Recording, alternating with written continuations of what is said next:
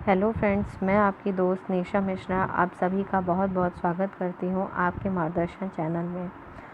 कल हमने बात की थी घरेलू हिंसा से संबंधित एक महिला के क्या क्या कानूनी अधिकार हो सकते हैं, वो किन अधिकारों के आधार पे अपने आप को सुरक्षित कर सकती है, न्यायालय के द्वारा क्या रिलीफ मिलेगी। इसी कड़ी को आगे बढ़ाते हुए आज हम पुनः इस बारे में बात करते हैं। आज हम शुरू करेंगे धारा 19 से। धारा 19 के अंतर्गत निवास आदेश के बारे में बताया गया है।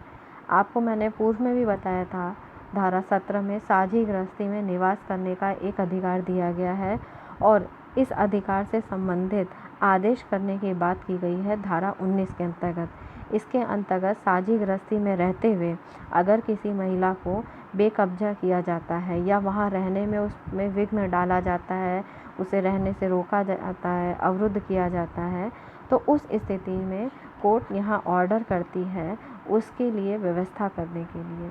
साथ ही साथ अगर कोर्ट को ऐसा लगता है कि पार्टी के द्वारा महिला को प्रताड़ित किया जाएगा या किसी प्रकार का और तकलीफ दिया जा सकता है, तो उस संदर्भ में वो वहाँ से हटने का आदेश भी दे सकती है। इसके अतिरिक्त अगर वहाँ पे जहाँ महिला रह रही है साझी गृहस्थी में या जिस कमरे में रह रही है या मकान के जिस भाग में रह रही है, वहाँ उसके नातेदार या और कोई व्यक्ति या वो स्वयं प्रवेश करता है, तो उसके प्रवेश करने को भी अवरुद्ध करने की बात न्यायालय के द्वारा की जाती है। यानी न्यायालय के द्वारा उसके प्रवेश को रोका जाता है कि नहीं, आपको उस पर्टिकुलर एरिया में एंट्री नहीं करनी है। साथ ही साथ अपने जिम्मेदारियों को वह त्याग नहीं सकता, अपने जो जिम्मेदारियां हैं वह उन्हें छोड़ नहीं सकता और वहाँ उसे अपनी जिम्मेदारियों को पूर्ण करने के लिए कोर्ट के द्वारा समय समय पर निर्देश दिया जा सकता है जो एक पीड़िता के लिए आवश्यक होगा। साथ ही अगर कुछ ऐसी स्थिति बनती है कि उस महिला का अपनी साझी गृहस्थी में रहना संभव नहीं है, तो उसके लिए एक दूसरा मकान या दूसरी ऐसी कोई व्यवस्था जिससे वह समान जीवन यापन कर सके।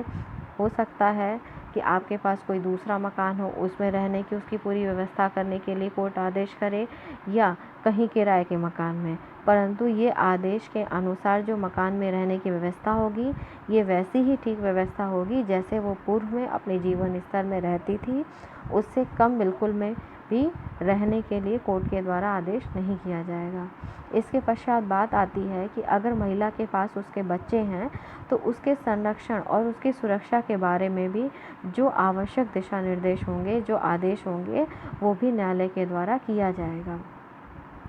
साथ ही साथ न्यायालय जब भी ऑर्डर करती है तो वो इस बात का ध्यान रखती है कि उसके द्वारा दिए गए जितने भी ऑर्डर हैं उन सभी का क्रियान्वयन यानी कि एग्जीक्यूशन, यानी कि व्यवहारिक रूप में उसे किस प्रकार से लेके आया जाए या किस तरीके से वो व्यवहार में आए, इसकी व्यवस्था भी न्यायालय के द्वारा की जाती है। इसके लिए वह पुलिस थाने भार साधक अधिकारी को निर्देश देती है कि आप मेरे आदेश का पालन कराइए। साथ ही साथ उसको वित्तीय क्या आवश्यकताएं हैं इसके बारे में भी और ऐसे कौन से संसाधनों की आवश्यकता है इसके बारे में भी न्यायालय के द्वारा आदेश दिया जाता है। इसके पश्चात यदि स्त्री की कोई मूल्यवान वस्तु है, कोई प्रतिभूति है, स्त्री धन है जो उस पर कब्जा कर लिया गया है, तो उसे लौटाने का आदेश भी न्यायालय के ही द्वारा दिया जाता है। अब हम बात करते हैं इसके आगे धारा 20 के बारे में। धारा 20 में मौद्रिक राहत के बारे में बताया गया है, मॉनेटरी रिलीफ्स के बारे में बताया गया है। इसके अंतर्गत एक महिला को अपना जीवन यापन करने के लिए कुछ खर्चों की आवश्यकता होती है, उन खर्चों का निर्वाह करने के लिए आदेश यहाँ दिया जाता है। जैसे मेडिकल एक्सपेंसेस यानी दवाइयों के जो खर्चे हैं उसकी पूर्ति करने का आदेश। साथ ही साथ अगर महिला पीड़ित है तो उसकी वजह से उसके अर्निंग का जो लॉस हुआ है वो भी आपको ही उठाना पड़ेगा, क्योंकि आपकी वजह से इस तरीके की चीज़ें हुई, उसका भी ध्यान रखते हुए कोर्ट ऑर्डर करती है। कोर्ट जो भी धनराशि ऑर्डर करेगी उसमें इस चीज़ का वो ये ध्यान रखती है कि ये ऑर्डर पर्याप्त होना चाहिए, उचित होना चाहिए और युक्ति युक्त होना चाहिए। ऐसा नहीं है कि इतना कम पैसा दे दे, ऑर्डर कर दे कि वो उस महिला के लिए पर्याप्त ना हो, या इतना अधिक ऑर्डर कर दे जो उसके देने के लिए पर्याप्त ना हो। तो ऐसी स्थिति का ख्याल रखते हुए कोर्ट सही ऑर्डर करती है जिससे कि न्याय की वाकई में प्राप्ति हो सके। इसके साथ अगर कोर्ट चाहे तो एक मुश्त राशि यानी वन टाइम पेमेंट की भी बात कर सकती है या मंथली पेमेंट की बात करेगी। अब बात आती है कि पेमेंट देने के लिए कहती है कि भाई आपको पैसा देना है, आपको ये खर्च वहन करने हैं। तो पैसा कब देगी वो? पैसा देने के लिए जो है एक निश्चित अवधि निर्धारित कर दी जाएगी कि भाई आपको इस समय में इस तारीख तक आपको पैसे देने हैं। ऐसा नहीं है कि आप पैसे लेने के लिए भी उस पीड़िता को एक नया मुकदमा करना पड़े, और अगर पैसा आप नहीं देते हैं तो उसके लिए कोर्ट के द्वारा फिर कार्रवाई करते हुए आदेश भी किया जाएगा। साथ ही साथ इसमें एक और भी अच्छी व्यवस्था की गई है इस अधिनियम के अंतर्गत। अगर भुगतान करने की बात कही गई और भुगतान नहीं मिलना है तो पीड़ित करने वाले व्यक्ति को जिस स्थान से भुगतान मिलना है, यानी जिस स्थान से उसे पैसे मिलने हैं, जैसे उसे वेतन मिलने वाला है, वो कहीं मजदूरी करता है तो वहाँ से अगर उसे मजदूरी प्राप्त होती है, या उसने अपने किसी मित्र को ऋण दे रखा था, अब वो उसे वापस मिलने वाला है, तो ऐसे सब स्थानों से मिलने वाला धन उसे कोर्ट कहती है कि ठीक है, आपको ये जो धन मिलने वाला है, आप लोगों को जो ये धन देना है, ये सीधे आप पीड़िता को दीजिए, न कि इस व्यक्ति को। ऐसा करने के पीछे का रीज़न ये होता है कि उस महिला को वो पैसे मिल सके जिससे वो अपना जीवन निर्वाह कर सके, और साथ ही साथ पीड़ित करने वाले को भी ये सबक मिल सके कि अगर आप नहीं देंगे तो आपके पास से हम पैसा ले लेंगे। इस बात को बताने के लिए इस प्रकार के नियम बनाए गए हैं। अब हम बात करते हैं अगली धारा के बारे में। अगली धारा हमारी धारा 21 है, जिसके अंतर्गत अभिरक्षा के आदेश के बारे में बात की गई है। इस आदेश के अंतर्गत अगर संतान है और वो 7 वर्ष से कम उम्र की है या 7 वर्ष तक की उम्र की है, और उसके हितों के बारे में सबसे अधिक क्या सही होगा, इस चीज़ को ध्यान रख करके न्यायालय के द्वारा इंतजाम किया जाता है कि उसकी अभिरक्षा किसे मिले, माँ को मिले या पिता को मिले, दोनों की स्थिति क्या है, वो क्या करते हैं, उनका वर्किंग लाइफ स्टाइल क्या है। इन सब चीज़ों को ध्यान में रख करके बच्चों की कस्टडी दी जाती है, और बच्चों को माता पिता के द्वारा किस प्रकार वो मिल सकते हैं। अगर बच्चा माँ के पास है तो पिता कब मिल सकता है, अगर पिता के पास है तो माँ कब मिल सकती है, इस बात के मिलने का प्रबंध भी न्यायालय के द्वारा किया जाता है। परंतु ये उस परिस्थिति में जहाँ बच्चों से मिलना उनके लिए हानिकारक न हो। अगर कोर्ट को ऐसा लगता है कि यहाँ बच्चों से मिलने से उनके ऊपर किसी प्रकार का दुष्प्रभाव पड़ेगा, किसी प्रकार की हिंसा हो सकती है, तो कोर्ट यहाँ मिलने से भी रोक सकती है।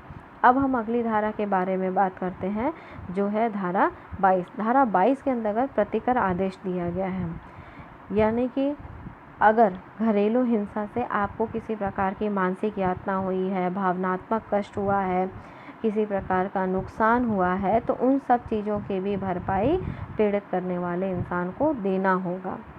अब हम बात करते हैं धारा 23 के बारे में। धारा 23 के अंतर्गत अंतरिम और एक पक्षीय आदेश देने की बात की जाती है। देखिए, जो पीड़िता है, जो न्यायालय जा रही है, उसको ये सब शब्दावली सुनने में आती होंगी, कई बार इसका मतलब भी नहीं समझ में आता होगा, इसीलिए मैंने कोशिश की है कि उन शब्दावली को यहाँ मैं प्रयोग करूँ। आपने ये शब्दावली कई बार सुनी होगी, अंतरिम और एक पक्षीय आदेश, या फिर इंटरिम एक्स पार्टी ऑर्डर, ये चीज़ें आपने सुनी होंगी। इसका मतलब क्या होता है, यानी कि आपने शिकायत दे दिया, मैटर आपका कोर्ट में पहुंच गया, परंतु जब तक निर्णय आएगा तब तक तो काफ़ी समय लगेगा। क्या निर्णय के आने तक इंसान ऐसे ही बैठा रहेगा, उसी परेशानी में बैठा रहेगा? नहीं। तो तत्काल रिलीफ दिलाने के लिए, यानी कि न्यायालय की प्रक्रिया के दौरान ही रिलीफ दिलाने के लिए अंतरिम की व्यवस्था की गई, यानी कि कुछ एक ऐसा ऑर्डर कर दिया जाए पैसों देने के लिए, उसके रहने के लिए और दूसरी चीज़ों के लिए, जिससे कि उसका जीवन यापन निरंतर चलता रहे। एक पक्षीय आदेश देने की बात ये की जाती है जहाँ पे अगर पार्टी नहीं प्रेजेंट हो रही है या किसी और तरीके की बात लगती है, कोर्ट को ये लगता है कि नहीं अभी तत्काल में ऑर्डर करना अनिवार्य है, तो उस संदर्भ में एक पक्षीय आदेश दे दिया जाता है, जिसके आधार पे तत्काल में उसे न्याय की प्राप्ति हो सके। क्योंकि न्याय का एक सबसे बड़ा पहलू है कि अगर न्याय देर में मिलता है तो वो अन्याय के समान लगता है, ऐसा लगता है कि जैसे उसे ठग लिया गया हो। इस सब चीज़ों को ध्यान में रख करके न्यायालय के द्वारा प्रयास किया जाता है कि शीघ्र अतिशीघ्र प्राथमिक स्तर पे न्याय की प्राप्ति हो सके, उसे रिलीफ मिल सके, और इस अधिनियम का जो उद्देश्य है कि परिवार बिखरने ना पाए, परिवार वापस से बच जाए, अपनी पुनः अच्छी स्थिति में आ जाए, उन सब कार्यों को करने के लिए व्यवस्था की जाती है। इसके अंतर्गत आपने ध्यान दिया होगा कि प्रतिकर का आदेश, निवास का आदेश, इस तरीके के जो आदेश दिए गए हैं उससे एक बात का और संदेश देने का प्रयास किया जाता है कि अगर आप अपनी पत्नी को अपने साथ नहीं रखते, आप अपनी बेटी को अपने साथ नहीं रखते, आप अपनी माँ को अगर अपने साथ नहीं रखते हैं, जिससे आप घरेलू हिंसा जिसके साथ आपने की है, तो आप उससे बच नहीं सकते। ये वो उनका अधिकार है। आपको चाहे हंसी मन से चाहे दुखी मन से आपको उनकी व्यवस्था करनी पड़ेगी, क्योंकि वो आपकी जिम्मेदारी है। आप अपनी जिम्मेदारी से भाग नहीं सकते और साथ ही साथ ये उनका अधिकार है कि वो इन चीज़ों को प्राप्त करें। मुझे उम्मीद है कि मैंने आज जो कुछ भी आप लोगों को बताया वो चीज़ें आपको समझ में आई होंगी। कृपया कमेंट करके मुझे ये बताइए कि मेरे द्वारा बताई गई बातें आपको समझ में आ रही हैं। अगर किसी प्रकार की शब्दावली को लेकर के दिक्कत है या कुछ ऐसे शब्दों का मैंने प्रयोग किया है जो नहीं समझ में आया है, तो आप पूछ सकते हैं और अपने अधिकारों से संबंधित किसी प्रश्न के बारे में भी पूछ सकते हैं। निसंकोच होकर के आप अपनी बात कहिए। मैं प्रयास करूंगी कि आपके हर समस्या का समाधान कर सकूं, अपने ज्ञान का, अपने अनुभव का आपको लाभ प्रदान कर सकूं। साथ ही साथ आपसे भी बहुत कुछ सीखने के लिए मुझे मिलता है कि अब मुझे आगे क्या करना है। आपके कमेंट से मुझे प्रोत्साहन मिलता है। तो आप सभी से निवेदन है कि आप लोग इसके बारे में सुनिए, समझिए और दूसरों को भी बताइए। वीडियो को शेयर करिए, लाइक करिए, कमेंट करिए और साथ ही साथ जो लोग मेरी चैनल को पहली बार सुन रहे हैं वो चैनल को सब्सक्राइब करना ना भूलें, जिससे कि मैं जो भी वीडियो अपलोड करूं उसकी तुरंत नोटिफिकेशन आपको मिल जाए।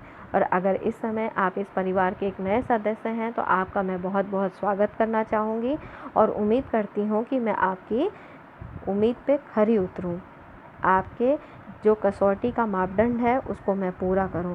इसी उम्मीद के साथ आपसे एक बात और कहना चाहती हूं कि आज मुझे अपनी एक ऑडियंस ने कमेंट करके एक बात बोली कि आप अपने वीडियो के माध्यम से संदेश को दीजिए कि जब भी कोई कोरोना पेशेंट या कोविड-19 का पेशेंट पाया जाता है तो कृपया करके लोग उसकी वीडियो बना करके वायरल करने का प्रयास न करें, अपितु उससे ये कहें कि तुम जल्दी ठीक हो करके वापस हम लोग के बीच में शीघ्र आओगे, क्योंकि इससे उसका मनोबल बढ़ेगा। नहीं तो वो अपने आप को स्वयं एक अपराधी जैसा अनुभव करेगा। देखिए, किसी भी संदर्भ में एफआईआर होती है या किसी प्रकार का मुकदमा होता है, उस संदर्भ में हम निर्णय करने के लिए नहीं बैठे हैं। निर्णय क्या होगा ये न्यायालय के माध्यम से होगा। हम अपने विचारों के द्वारा उसको दोषी न बनाएं, उसे अपराधी न बनाएं। पहले चीज़ों को, तथ्यों को आने दीजिए। ये तो बातें हैं न्यायालय के बारे में। और इस समय की बात जो है कोविड-19 की, उसमें भी एक रोगी को अपराधी जैसा अनुभव कराया जा रहा है कि आपने अपराध कर दिया संक्रमित होके।